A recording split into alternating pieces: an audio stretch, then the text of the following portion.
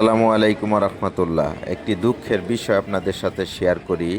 এই যে দেখেন, নৌকা দিয়ে একটি বর তার বউকে নিয়ে আসতেছে। এখন আপনারা বলবেন, বরে বউ নিয়ে আসতেছে, তো এইখানে আবার দুঃখের বিষয় কিভাবে হলো? এখানে দুঃখের বিষয়টা এইটাই, ওনার বউ বলতেছে যে এইরকম জায়গায় আমাকে বিয়ে দিবে, আমি জানলে আগে বিয়ে বসতাম না। এই অজপাড়া গা এখনো নৌকা দিয়া পার হইতে হয়, বাঁশে সাঁকো দিয়া পার হইতে হয়, এমন গা এখনো আছে?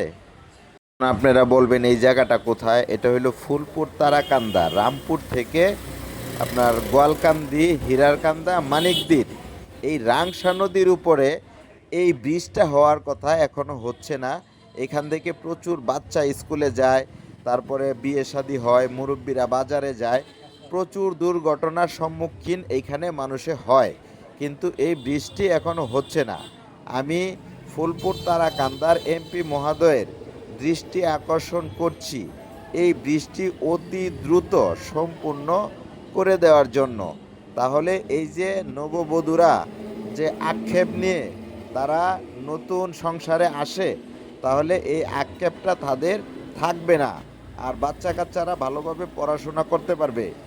বৃদ্ধ মানুষ, মুরব্বীরা সকালবেলায় বাজারে যেতে পারবে, এপার ওপার যেতে পারবে। এখন এপার ওপার পার হইতে পারে না এই বাঁশের সাঁকোর কারণে। এখানে অনেক দুর্ঘটনার সম্মুখীন হয়, প্রচুর দুর্ঘটনা ঘটে।